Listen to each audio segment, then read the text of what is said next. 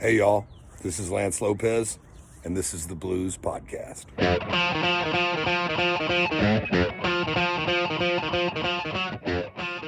Hello, and welcome to the Blues Podcast. I'm Big Boy Bloater. If you don't know who you are, then we're in a lot of trouble today. That's all I can say. With me today, now I'm very excited about this because we have a great guy. It's been ages since I've seen him, so I'm really excited about having a good chat. Amazing guitarist, amazing musician, just all round absolute cool dude. It's the one and only Lance Lopez. Yay! Hi, Lance. How you doing? Big Boy Bloater, good to see you again, mate. Yeah, it's been a while, hasn't it? When was the last? Was that London last time? I believe so. I think at the Rockin' the Blues tour. That's right. Yeah. Yeah. 4 years ago, 3, 4. I don't know. Is it that long? It's been that long. Wow. Yeah, it's been too long. Everything else seems like a blur since Right. then. In fact, to be honest, that night, whole night seemed like a blur. I remember it was fun. I remember it was a lot of fun. There you go. That's the most important part. Yeah. Listen, Lance, I want to go. We always like to get real deep in on these things, like, and go right back to the early days and that kind of stuff. And so let's go right back to the beginning. Texas, you're something like 8 years old, and you get a guitar. How did you get your first guitar? My father got me a guitar for a Christmas gift, and I'd wanted one. I guess I got my first one when I was 8, but I'd wanted one for a few years before that. So he finally got me one. When I was 5 years old, I went and we went to a pawn shop, and my father took me to a pawn shop, and there was a 1957 Sunburst Stratocaster on the wall. It was the first time I'd ever seen a Stratocaster, and they took it down and let me play it, and it was $300, and Wow. and so a guitar that's worth maybe almost 100,000 today. It was, I think, and I'll just never forget the price tag saying $300. And so I sat down and played, and I knew immediately, oh my God, I need to play guitar. And then, my dad had introduced me to early rock and roll, Elvis Presley and all that music, and Chuck Berry. So he got me a guitar for a Christmas gift when I was 8, and he gave me the guitar, and then he gave me a vinyl copy, an album LP of The Great 28 by Chuck Berry. And he gave me those two things simultaneously. And he said, if you go learn all these Chuck Berry songs, I'll buy you an electric guitar. And so that kind of set me on the path right there. Christmas morning, Chuck Berry. Sounds good. Sounds like a good Christmas. That was a good one. So I take it you learned the songs, because here we are now talking about guitars, and you like amazing guitarists. So you obviously learned all the songs. Do you still remember all the Chuck Berry songs? Most of them. When I really want to get inspired and go back to, like, if I haven't played guitar for a long time, or a couple weeks or whatever, or start getting back into practice mode and work mode, I kind of go back to the beginning. I mean, my father raised me on what I call real rock and roll. I mean, he was really good friends with Elvis Presley. They were in the Army together. They were really close up until the point of Elvis's death. And so I was raised on that kind of music: Little Richard, Chuck Berry, Bo Diddley, all that kind of music, Gene Vincent, the Everly Brothers, all the Jerry Lee Lewis, all the Memphis guys, a lot of that rock and roll. I still go back to it today to cop those grooves and just that intense raw power. So, but Chuck Berry really was, to me, I guess he was the first consummate guitar hero. I guess he was the first, if you could call anybody a guitar hero. So, it was great to sit down and learn those songs. And my father used to stand at the record player with the needle, and he would go, nope. Nope. And he would take the needle and so I went, oh man, Dad. So how did you get on with the Chuck Berry stuff? Because Chuck famously kind of is not, he doesn't play like a lot of other guitarists, does he? Because he plays in like really weird keys. He plays in piano keys, and because he was borrowing all Johnny Johnson's riffs and stuff. And so he's an E flat and B flat and C.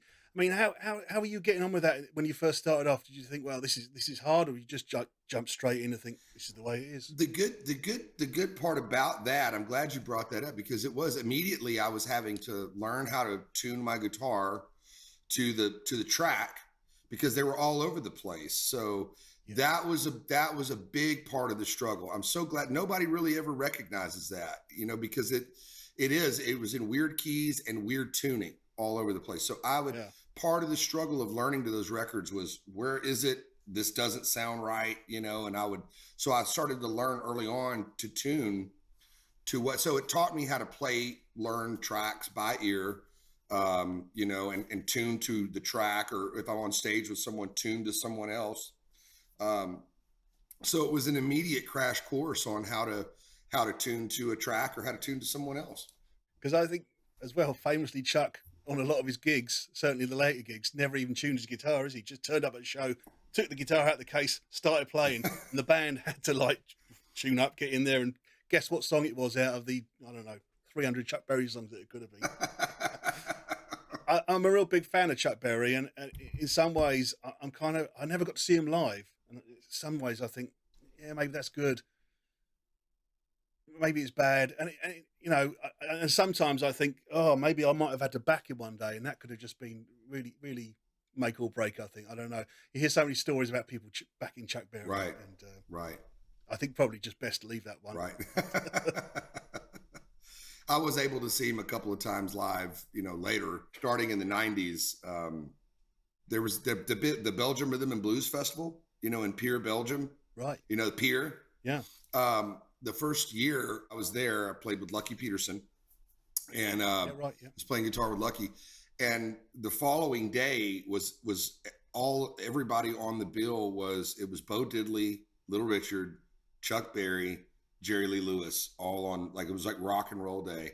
Wow. And so it was consequently the day I met Buddy Miles. So I'd met Buddy the day before. So we had hung out all night. We were checking out, and we were going to the festival and then leaving that day to see them all play. And I walk in the lobby, and there's Buddy Miles, Chuck Berry, and Bo Diddley sitting on the couch. And I just couldn't take a step further. And Buddy's, Lance, come here. I was like, me? I can't go over there. What do you say? So, and I got to meet him, and Chuck immediately, I was just so in awe, like, oh my God, there's Chuck Berry. And he left. And then I sat down with Bo Diddley and Buddy Miles, and I had my Les Paul, and Bo was like, what kind of guitar is that? Let me see it. Sit down, come here. And gave me a guitar lesson. So I sat with, and I had photographs of that for quite some time. I don't know whatever happened to them, but I had some photos of Bo Diddley and I sitting on the couch. But Chuck Berry had previously been there, so it was huge, huge moment in my life. Again, Bo Diddley he's another guitarist who certainly had his own way of playing. I mean, he must have got some kind of real great tricks out. But I would love to sit down with Bo for 5 minutes and find out how he did that, because he just didn't play like everybody else. He had his own way of doing things, didn't he? And I think it was so much about the groove. That was kind of, again, Chuck Berry being like the first real guitar hero, I guess. It was rhythmic. And I think, and that's what the importance, I just remember Bo Diddley stressing to me was, it's really in the right hand as opposed to the left. Rhythmically. And at that time, that's really what all I did is I was a rhythm guitar player, in bands I was in. I played lead as well, but primarily I was a rhythm guitarist. And so it was a lot of helpful information to have from him, from such an iconic person. But that's what when I go back to those records today, that's what I go back to cop. I mean, when I go back and listen to Little Richard and you hear those saxophone solos and the grooves start happening with the bass and the drums and the piano, that's the kind of pocket. And I mean, to me, that's rock and roll, that's real rock and roll. So everything else just kind of builds on top of that. Yeah, I think you can't beat that New Orleans rock and roll, the rhythm section kind of thing. Earl Palmer on drums, just absolutely amazing. Yeah, love that stuff. I want to talk a little bit about Texas, because obviously that is a place that is musically just this volcano of music talent, isn't it? I mean, that must have been a great place to grow up if you wanted to like get into the music business. Texas must be brilliant for that. Growing up in Texas was monumental, and just the kind of the sheer firepower of guitar players and influence of music was and so many different varieties of music were really incredible to be exposed to and grow up and play with. You know, there was definitely a certain element of fire and tenacity that kind of came from the area. And one of the most monumental things that happened to me upon arriving as a child was I knew that early on that my father again had been really, influencing me with music, and then I had the kids that I grew up with, and it seemed like everybody in Shreveport played guitar. Kenny Wayne Shepherd was from Shreveport. Eddie Van Halen and his wife had a lake home near our home, so they were there all the time. So that was and that was when Van Halen was ruling the earth, and so there was a big emphasis on that style of guitar playing, and so I was more, I was really in the minor pentatonic scale and just playing bluesy, and I guess a lot of that came from the introduction from my father of Chuck Berry and the early rock and roll music, that I was just kind of locked into that style of playing. And so the other kids would go, "Man, you play too bluesy. You play bluesy." And I thought, bluesy, like it was a bad thing, And Yeah, right. Yeah. I wasn't playing fast and tapping and all the, I didn't have a pointy guitar that was like, pink or whatever. And so all the kids were, and so I went home and told my dad, like the other kids are saying I'm playing bluesy. And so he put on a BB King record, and he pulled out a record, and he's like, "This is BB King. This is the greatest blues singer. And he's the other king," or something. He said, like, other than Elvis, he was like, and I just remember that kind of introduction. And my father actually knew BB King as well. He'd actually worked security for him. He'd been a bodyguard for BB King at some point. So he also knew BB King. So when we arrived in Dallas, I opened the newspaper, and the first thing I saw as soon as we moved there was BB King in concert. And so I asked my mother, I was 12, I said, "Mom, can you take me to go see BB King? Here's BB King, And I'd just been introduced to him, a year or so before, if that, maybe, 9 months to a year before that. So now here's my opportunity to go see him live in concert, because that's what I did. I went and saw these rock bands. I'd go see AC/DC. I'd go see Van Halen. I'd go see all these bands, Kiss, whoever. Yeah. Get up front, watch the guitar player, and go home and mimic what they did. And so I was like, here's my opportunity to go see BB King and see what's been happening. I've been told I sound bluesy. And so when we go, I'm at the BB King concert, and when we arrive, everyone, and this was in Dallas, and so everyone at the entire concert had these t-shirts on that said SRV on them. Everybody. And I thought, why does everyone have... What does that stand for? What does that mean? What is SRV? And I remember literally being like angry, like frustrated, because I was like, what does SRV mean? And because everyone and the thousands of people had SRV t-shirts. And so BB King came out and he played, and it was like, wow, BB King. And then out came Stevie Ray Vaughan. And it was life-changing. It was completely life-changing. It was his last hometown concert he ever performed, so they allowed him to headline the concert. So I had no clue who Stevie Ray Vaughan was. I'd never heard of Stevie Ray Vaughan. I didn't know any of Stevie Ray Vaughan's music.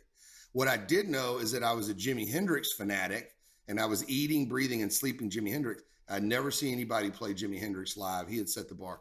So now here was this guy, totally life-changing, and then he's playing Jimi Hendrix. So it was completely monumental. And then BB King and Stevie Ray Vaughan played together.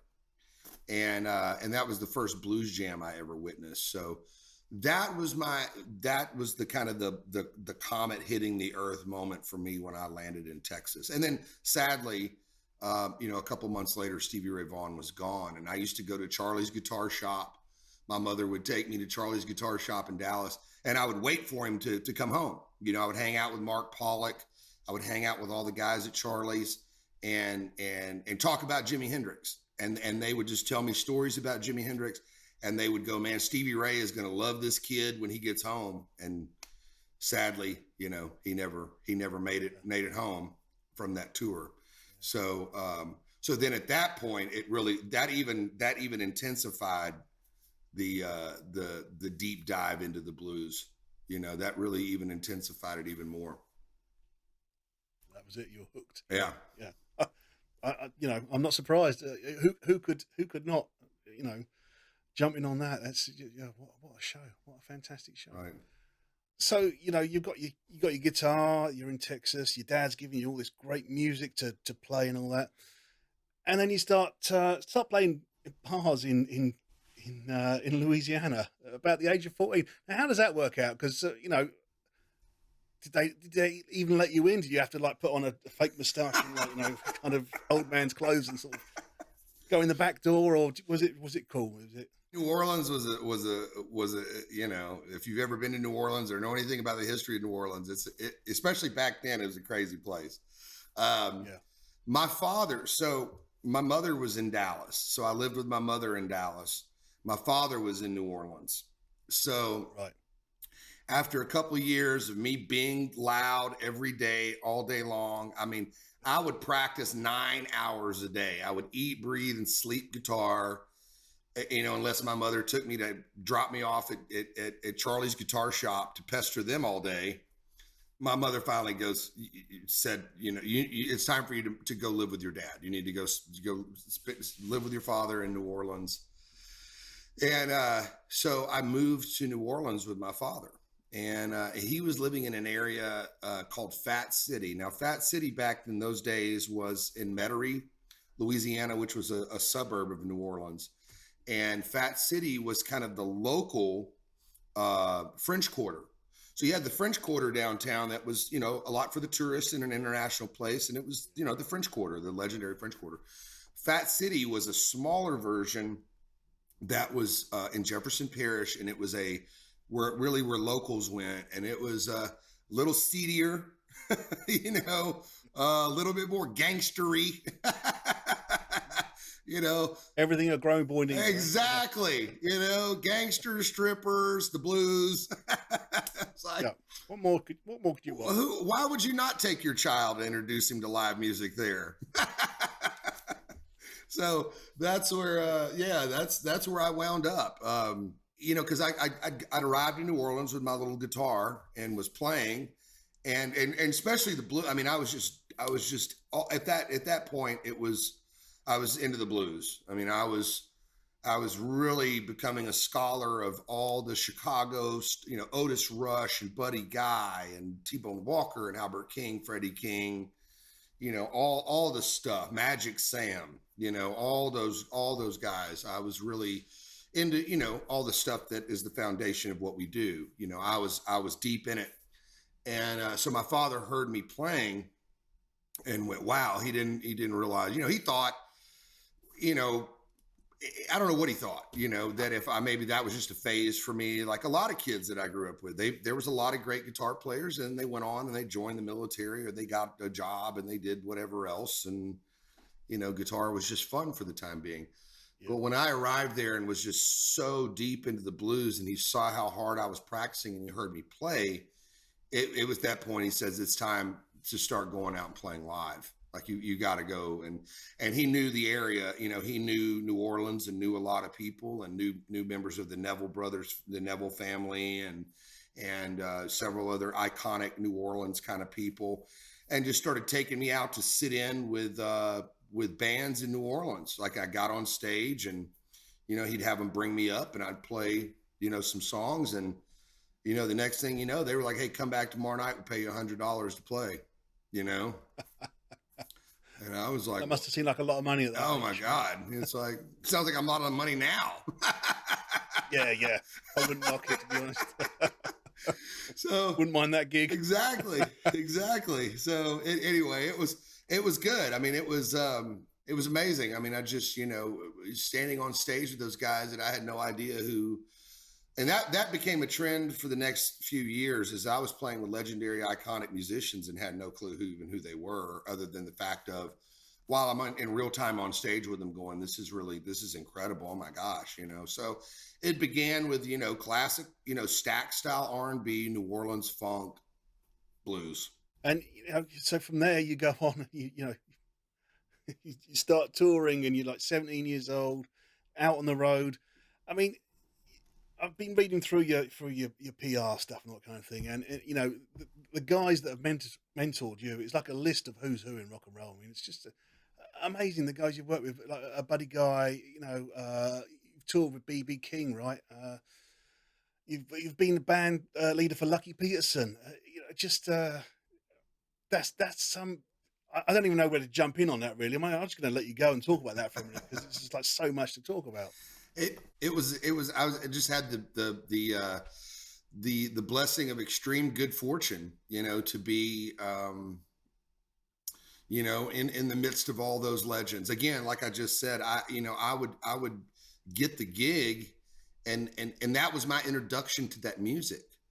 That was there was no one, it became a phase of my life where there was no one sitting down with me, handing me an album going, this is Little Milton, this is Bobby Blue Bland, this is Johnny Guitar Watson. I would show up and there they were, and then it was like, this is who you're playing with tonight. Go learn these 15 songs, with a cassette. That's what, the days of the cassette, where there wasn't even a CD. It was a cassette tape, So, and I, so again, and so all that paid off of sitting down with the Chuck Berry records, learning and tuning and going back to that, then started to pay off when that happened. I would be in a situation where they would hand me a cassette and go, you got 3 hours to learn these 10 songs. And so I would have to go get in the bus or hotel lobby or parking lot, I'd sit out with the headphones and the guitar. And so, and how that all came to be was, back to, my dear friend and brother who I've missed very much, Lucky Peterson. His band we moved back to Dallas from New Orleans. We lived in Florida briefly, and then we moved back to Dallas. So now the whole family was all back in Texas. And I went out to a jam session. I was friends with Lucky Peterson's band members. A couple of his horn players and guitar player who I eventually replaced, who he ended up going and he got a gig with Sheila E. And he left and joined Sheila E.'s band. And so then I joined Lucky Peterson's band. I went out to sit in with these guys and went to the show, and Lucky Peterson pulled me up at the last song. And this was, now mind you, this was in deep South Dallas. It was an all African American club. I think me, the guitar player, and I think maybe a saxophone player, were the only 3 white people in the place. And I got on stage and played, and I mean, the entire club just erupted. And I just thought, oh my God. And it was just like the most exhilarating moment. And this club Booker's Arandis. It's no longer there, but it was a legendary place. It's where guys like BB King would go hang out after his concerts, and all the heavy jazz guys, Miles Davis, all these kind of guys. Yeah. And so as a minute I took one step off the stage, a guy came up and he was like, "Hey man, can you be in Atlanta in 3 days?" And I was like, "I got a gig for you." And I was like, "I don't know. I need to ask my dad." I was 17 years old. See if you've got any homework. Yeah, I was 17 years old. I was 17. And so, 2 days later, I was on a tour bus to Atlanta with Johnny Taylor. Wow. My dad took me to Johnny Taylor's office, and I sat in, Johnny Taylor's office with my dad and Johnny Taylor, and my dad was like, "Don't take it easy on him." you know, let him, he's going to work for you. And I mean, I was just like terrified, it was, that was the music school. Baptism of, baptism of rock and roll. Eh? That was it. So from there, I just started playing with all kinds of guys. They would see me, we would do reviews. I got to meet all the legends. I think the first gig was with, in Little Rock with Bobby Blue Bland, Little Milton, and Johnny Guitar Watson. And I played with all of them in the same night. Wow. That's quite amazing. Yeah. Wow. Working with those guys, I mean, I think they, obviously taught you a lot about guitar playing, but you learnt lots of other stuff on the road as well, right? About about drinking and life on the road. Yeah, I mean, man. Were they hard lessons to take, or did you fall right into that one? Oh, definitely. I mean, I'd always, just like with, I'd always kind of had a knack for being a bit of a misfit with all the, all my little blokes from the schoolyard. We had always dipped off and had a beer here or a little smoke there, or, that was always the thing. But when I got out, especially like starting around in New Orleans, it was, I remember going back as early as, at my first gigs, because, when I was a kid in New Orleans, playing my first shows, the bars never closed. So the clubs, they were 24 hours a day. So you would go from Fat City to the French Quarter to Fat City to the French Quarter. So you would go back and forth. You'd play 5 gigs in one night. So we would start from 5 p.m. to 8 p.m. First off, I would get out of school. I was in high school. So I would get out of school. I would go to the first gig from 5 o'clock to 8 p.m. I would leave that gig and go to a 9 p.m. to a midnight. And then we'd leave that gig and go to the after hours show that was like 2 a.m. to 5 a.m. Then I would go home, take an hour nap, and then go to school. So I would play 3 gigs all night and then go to school all day and then do the same thing the next day. Wow. And did you manage to finish school like that? So no. So in the midst of that, something had to go, right? And it was school. It was like, yeah, no. Something we got to prioritize the schedule. Yeah. And I just remember one night I was on stage at a gig in the French Quarter, and on Bourbon Street. It was called 7-Eleven Bourbon. I'll never forget it because it's no longer there. And I was on stage and I was sleepy, and I was yawning. And the guy I was playing with goes, "Hey man, you yawning? You sleepy?" And I was like, he's like, "Meet me out back." And okay. I was like, oh my gosh, like I'm awake now. I'm not tired, and I feel like I can.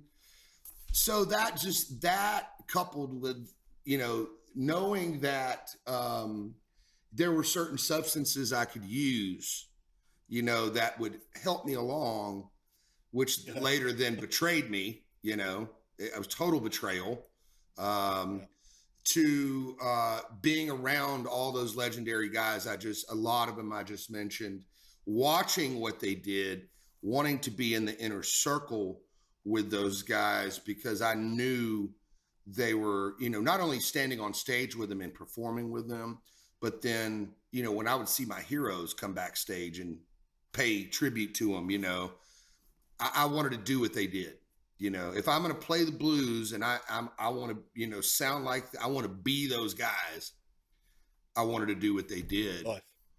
Yeah. And then, I walked away with that with a massive addiction problem. Yeah. Massive addiction problem. I came home and, it was all well and good when it was out on the road and it was fun and it was party time. But then when I got home, it was like, uh-oh, I have a problem, and that's what I walked away with from it. So it definitely was there was a time period where it worked and it was fun. And then the other side was total betrayal. So yeah, it stemmed from that. Yeah. I guess that's the story for most people, really, isn't it? I mean, it's just these things, I'd say, hardly ever work out great, right? I mean, it seems, like you say, fantastic at the time when you're on the road and everybody's partying and it's great. But Yeah, when you come home and you crash back down to reality, that's when it really kicks in, right? It's the tough times. Absolutely. Yeah, Absolutely. tough lesson to learn, right? It is a tough lesson, and it's something I've struggled with off and on for years, and I just know now that, taking care of myself and my wellness and my sobriety has to be number one, and I think that was where the stumbling block always came for me, was that, if I could get sober and I was doing better, then, and life would start getting better, then I just need to kind of back away from the, recovery and sobriety and taking care of I'm okay now. And then bang, I would get blindsided again. So those were the hard lessons to learn, was that, the recovery and sobriety has to be number one in my life, or, I will eventually get blindsided. Yeah. And we don't want that. No, it's a tough You're lesson. doing good these days, yeah? Oh yeah. Really good. Really good. Yeah. It's been a couple years now. It's been about 3 years now, sobriety, and, feeling great, man. Feeling great. I had a really last big stumbler, was, due to my back. I had chronic back pain. Yeah. And I was on touring a lot, and I had a guy working for me, and he had some, and it was totally harmless, but he had some painkillers, pain pills, and gave them to me. And, in a perfect world, what I should have done was, let me call my doctor. But I'd give me the pills, and I took them, and then it was over. Yeah. When you've got that chronic backache, you just want to get rid of it. You just want to stop it. I mean, it's like you can barely move. I know. I've been there myself. It's absolutely horrible. It consumes your whole being and your whole life. It's like every single breath and movement is horrible. So, and being on the road with that as well. I mean, God, what do you do? I mean, wow. Right. It would be fantastic if we all had personal traveling physicians with us, when taking care of us, looking after us and all that, but out on the road, it's not so easy, is it? So it's tough. Mm-hmm. I want to talk about, you played with all these guys, played around New Orleans and played everywhere, went on tour with all these guys. When was it you kind of really first started to discover your own sound and your own kind of groove? When I began to make albums, I was, I think I was still searching, and when I first started making albums, I had kind of come out of playing with Buddy Miles. So I'd been working with Buddy quite a bit, and I'd been in the Buddy Miles Express. So that had me cover, and then not only that, but then playing, in that kind of a setup where not only was it the Buddy Miles Express was a big horn band, but then there was also a smaller stripped down version. And you can imagine what a lot of the set list material was like. It was a lot of Santana, a lot of Jimi Hendrix, a lot of that music and a lot of the, covering the ground of all the great guitar players that Buddy worked with. So those early albums had a lot of that influence. And I started working with a small independent label in upstate New York. And they definitely impressed upon, that style, the really psychedelic, kind of funky jamming, blues based, that style of music. Yeah. And so, which I had no problem doing. And it wasn't until about 3 or so albums in that I made the decision. It was I was producing a lot of the records myself on small budgets, which was lack of time, and trying to put everything together. They were very, very jam oriented albums.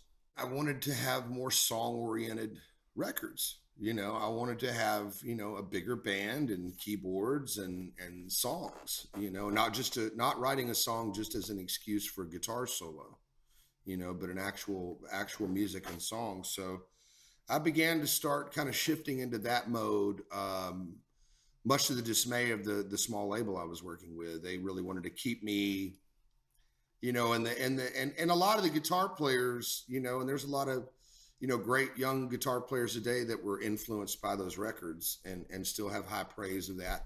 And I think just like any artist, we love all their early work like that. There's always those bands, and I still get a lot of that, because I played a Stratocaster a lot back then, and the guys, oh, we loved you when you played the Strat. And you did those old records, you know, and it was great. Yeah. But it was like, I wanted, you know, I was really in terms of music, you know, especially being a band leader and all those like you said, for Lucky and other artists, I was a musical director. So I wanted to think in terms of music and song. So I started to shift more into that, you know, midway through my career, you know, of recording albums. And so that's kind of where we've been the last, you know, over a decade or so of really trying. I started to work with, you know, I'd finally hit the wall and said, you know, I need to work with other producers. I need to work with other songwriters, not just me on my own, again, you know, jamming and shredding. And I wanted to save that for the live show,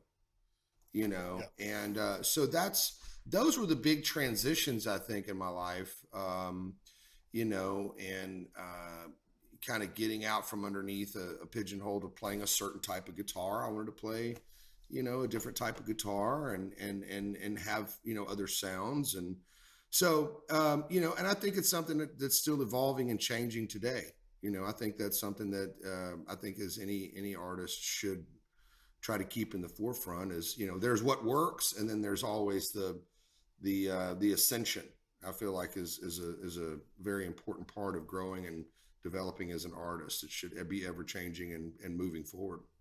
I was going to ask you about producers because I know you've been working with Fabrizio Grossi, and I wanted to know, did you find it easier to work with a producer? But you've answered that now a little bit, but let's talk about it a little bit, because some people listening might not really even know what a producer does that much. I mean, so it's interesting for me. You know, the same. I started off recording my albums, you know, as cheaply as possible, just producing it yourself. You know, get the bloody thing down onto tape and get it out, kind of thing. What a producer does is comes in and kind of fashions it and kind of polishes it and gives you ideas and you know, you found that really, because I know a lot of people find it very, very stifling. They have an idea in their head and they go, no, I want to do this, and someone comes in and says, how about doing this? You like it? You like working with producers, yeah? Oh, absolutely. I mean, absolutely. You know, and I've had the extreme good fortune of working with, like you said, great record producers and songwriters. I've got to have the objectivity and the collaboration today, you know, to either rein me in or push me out, you know, either way. Right. I mean, you know, you know, if left to my own devices, like let's talk about guitar solos, for instance. If I'm in there recording guitar solos or here, I've gotten to the 3-take rule now, and I've really stuck to it and done it pretty well now. But before that, it would go on and on and on and on and on and on and on. I would do take after take, and no, I can beat it. No, I can. It's better. You know, just the perfectionism would start to come out, and let me do it again. Let me do it again. And I have to have somebody there go, stop. That's good enough. Yeah. Stop. We got it already. Yeah. And that's, move on. That's one of the number one things I have to have, you know, because I'll just sit in there and work on one song for 6 months, you know? Yeah. So, and which on this new record we're doing right now, that actually happened. So that's one of the dangers of recording at home now without the producer here. But you know, that's definitely what I needed. I needed the objectivity. I needed someone to help me arrange a song, you know, when I write, and also working with other songwriters. So, that was also, you know, because I want to record and document on my albums great music and great songs, which I have to have the humility enough to understand those all might not come from me. Like, you know, there are guys that, like, I'm a guitar player. There are guys that are songwriters, you know, that aren't so much the guitar player, but they can write amazing songs. And especially when they work, they know you, and you have a personal relationship with those writers. And that's one of the great things about working with Joey Sykes has been for the last however many years we've worked, when I was working with Fabrizio, and now Joey's producing the record. Yeah. He had, you know, we're good friends, and he has a personal bird's eye view into my life, So he can write about personal situations involving me. And man, it just alleviates so much stress of like, I've got to sit down and write a song today. It's got to be great, you know?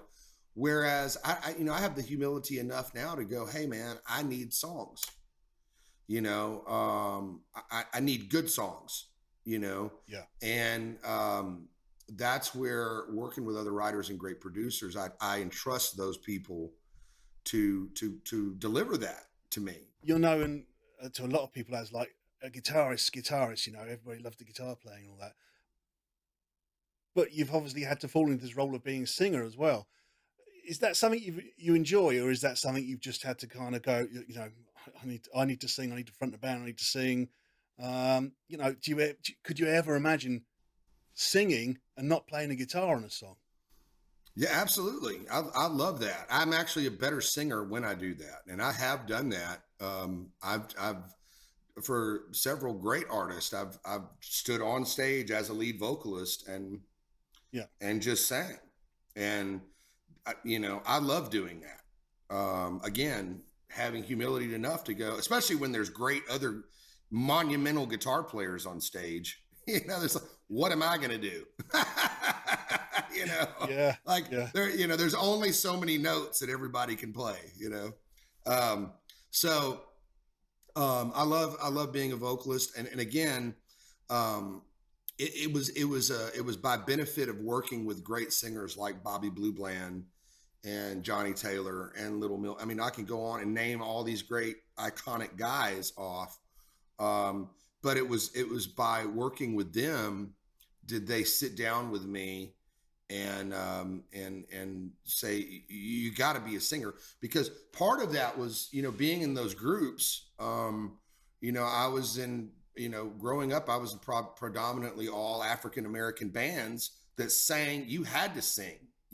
That was a requirement in order to be in the band, was to, you know, sing backing vocals. So I was just the extreme good fortune of being, you know, taught right there in real time, you know, learning on the firing line, how to do it and what to do and what to listen to and how to actually to do it. So, yeah, I mean, and it's a thing that I've you know, always loved to do. And yeah, I mean, it's a huge part of what it is that I do. Over your, you know, huge career so far, which is hopefully just going to get bigger and bigger and bigger. I'm sure it is. Have you got any major regrets that really stick out for you? Oh man, I that you can talk about. Yeah. No, I mean, part today is, man, you know, I've had to learn to not regret mistakes. Because what I've had to do today is learn how to learn and from the mistakes, learn how to, you know, look at it from an entirely different angle, you know, look at it from a different perspective. And that goes for, also people that I think have wronged me, you know, resentments as well. I mean, I've had to look at that from an entirely different angle, from a perspective of, you know, just a whole different way. And this was nothing that I came up with on my own. I mean, it was lots of help from outside sources. Yeah. But, you know, and that was the key. It was like, man, you know, all I'm doing when I'm doing that is hurting myself, you know? But yeah, there were many, I mean, you know, as anything, I mean, you can imagine with the drugs and the alcohol and, you know, marriage, divorces, all the relationships. I mean, any of the family stuff, any of that kind of real heavy stuff that's intense and heavy in life.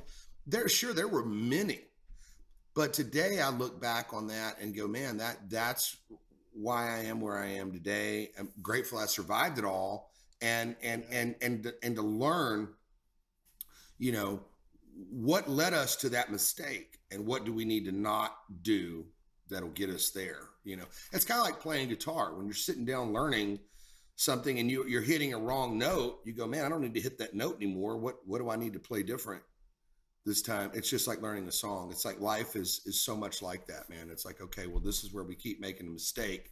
Let's change that. So that's and again, how do I change it? Well, I need help changing it. Can you help me change it? You know, just like working with the producer or anybody else. So you can tie the two together. And you know, that's what you know, I eventually had to do. And so as far as regrets and those things, man, I just, you know, I made a lot of mistakes in my life, but they were all learning experiences. It's a good way of seeing it. It's a good way of seeing it. The other side of that coin, the other question on the other side of that coin is, what ambitions have you got for the future? I mean, you've done so much stuff already. Where can you go from here on? What you know, what would be your ultimate goal now? I think the ultimate goal is just to continue, you know, putting out great music, working with more artists. You know, I definitely want to put together some more groups.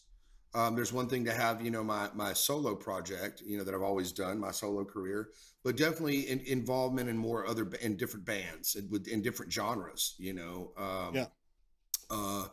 different sort of rock bands and other things like other groups and collaborating with other artists. I think that's a lot of where I'm.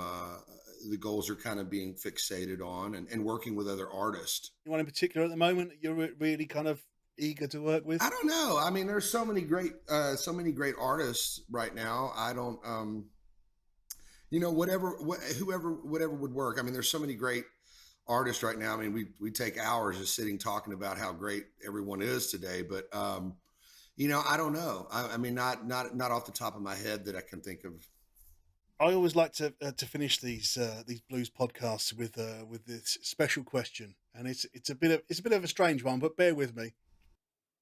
I want you to imagine that it's years in the future, and you've had this fantastic career, and the world is a lovely place in the future. It's a great place. Everybody's kind of like got over their differences, and it's just one big world, and it's fantastic.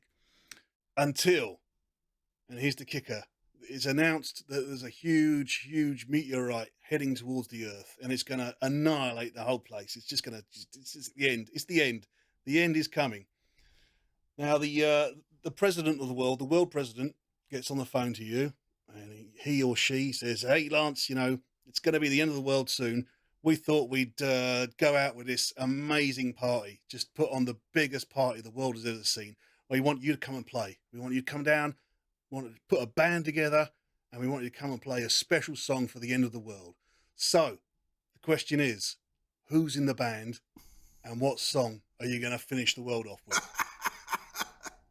Oh my gosh! Wow, that's a lot happening right there.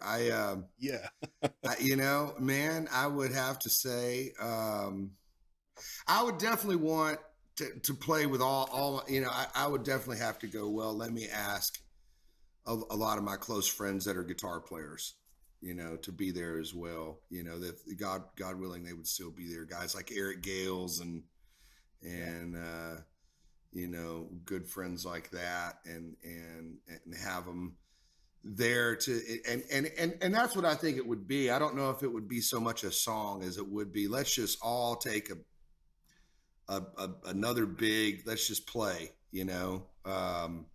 Yeah, that's what I feel like it would definitely look like, you know, like just count off a shuffle and let's just play the blues. You know. until the end of the world. Until the end of the world, just keep playing, you know. Yeah, that's what I feel like should, for me, if I was in that position, like currently today. Now, you know,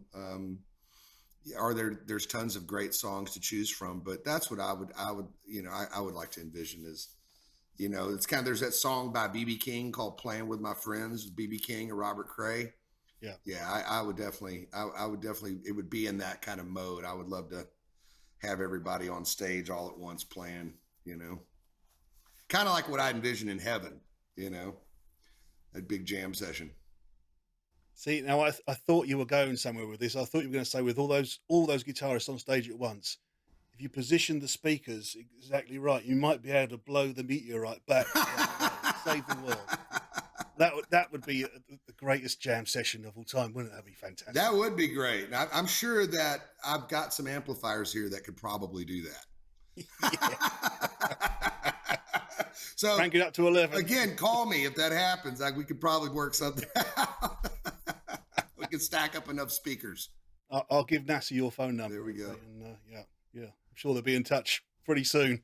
Nice. But Lance, it's been absolutely fantastic talking with you, mate. It's great. Really good to see you again. Thanks, man. And just want to say, keep on doing what you're doing and keep on just being great and fantastic. And we love you. Love you guys too, man. Hopefully, we'll see you soon. Cheers, Bloater. Talk soon, man. Thank you for joining us on the Blues Podcast. Please don't forget to subscribe wherever you get your podcasts from. And also make sure you leave us a review and a rating, as this helps other people find the Blues Podcast. I'll catch you next time. Bye.